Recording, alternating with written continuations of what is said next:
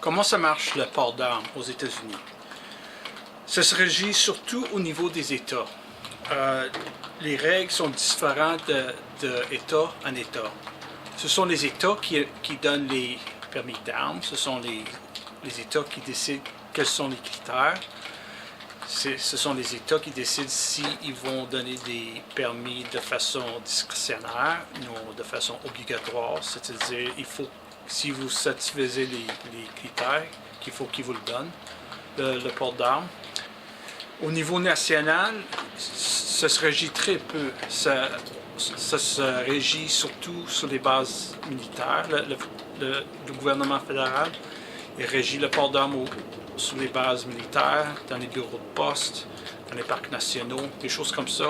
C'est le gouvernement fédéral qui régit ça. Pour tout le reste, ce sont surtout les États qui décident ça. Le port d'armes a beaucoup changé pendant les 30 dernières années. Jusqu'aux années 80, moins de la moitié des États donnaient des permis de port d'armes suivant des critères objectifs. C'est-à-dire le chef de police avait le droit de refuser n'importe qui, même s'il satisfaisait tous les critères pour un port d'armes. Dans les années 80, la Floride a établi un système de permis de port d'armes basé sur des critères objectifs. C'est-à-dire, si vous satisfaisiez les critères pour obtenir un port d'armes, il fallait que vous le donniez. Jusqu'à ce moment-là, il y en avait juste... un petit peu là. En 86, il y en avait seulement 8 États qui donnaient des ports d'armes de façon obligatoire. C'est-à-dire, il faut qu'ils vous le donnent si vous satisfaisez les critères. Jusqu'au milieu des années 80, c'était pour la plupart très difficile d'obtenir un port d'armes. Les autres... Après que la Floride a décidé ça, d'autres États ont suivi l'exemple de la Floride, de sorte que maintenant, il y a plus de 40 États qui donnent un permis de port d'armes de façon obligatoire ou qui permettent tout simplement le port dit constitutionnel des armes à point. En général, il y a 4 façons de régir le port d'armes aux États-Unis. Interdit, c'est-à-dire où le port d'armes à point en cachette est tout carrément interdit. En 86, il y en avait 16 États qui ne permettaient pas le port d'armes en cachette, incluant l'État où j'habite moi-même, Alaska. Aujourd'hui, il n'y en a plus. Aujourd'hui, il n'y a pas d'État qui interdit tout carrément le port d'armes en cachette. Ça, c'est un moyen de régir ça aux États-Unis, mais ça n'existe plus. L'autre moyen, c'est discrétionnaire, c'est-à-dire où l'État a le droit de vous refuser un permis de port d'armes, même si vous satisfaisez tous les critères.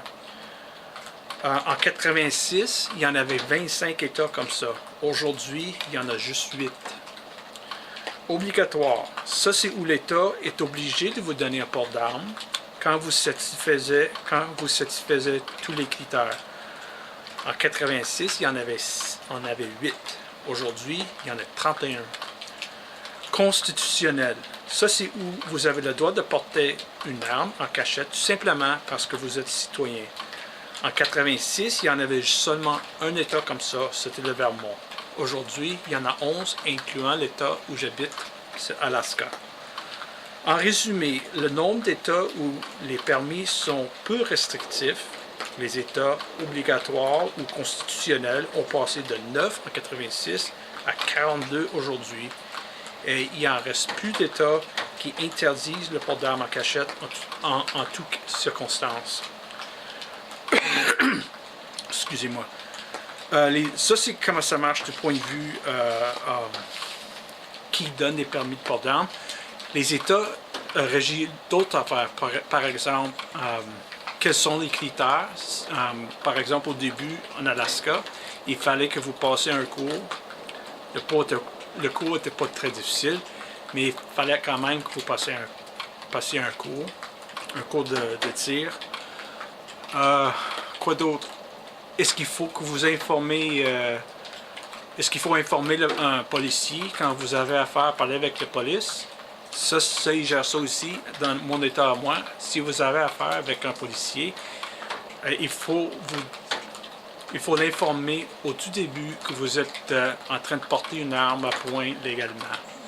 Il y a d'autres États, vous n'êtes pas obligé de faire ça. Les États décident aussi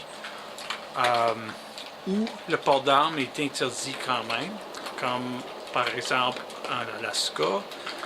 Il est toujours interdit de porter une arme, si vous êtes en train de boire, si vous allez sur un campus d'université. À part de ça, c'est très peu restrictif en Alaska. Dans d'autres États, ça peut être interdit dans les églises, dans des parcs, dans des banques, dans des bars, toutes sortes d'affaires. Mais en Alaska, c'est quand même assez libre. Même si Alaska, quand je suis déménagé ici en 89, c'était interdit de porter une arme en cachette. Il était interdit de porter de façon visible, mais pas en cachette. Ils ont changé ça. Ils ont donné un permis. Ils ont établi un système de permis. Ça, c'est au milieu des années 90. Puis ensuite, par la suite, ils ont passé une autre loi qui disait que c'était pas nécessaire d'avoir un permis de port pour porter une arme en cachette. Mais vous pouvez obtenir quand même un permis, puis j'en ai un. Ce permis-là, même si c'est pas nécessaire d'avoir un permis en Alaska, ça me donne le droit de porter en d'autres États. J'ai regardé ça, il y a 38 États qui reconnaissent le permis d'Alaska. Ça veut dire que si je voyage au sud, dans les autres États des États-Unis, il y a 38 États qui reconnaissent mon permis à port d'Alaska.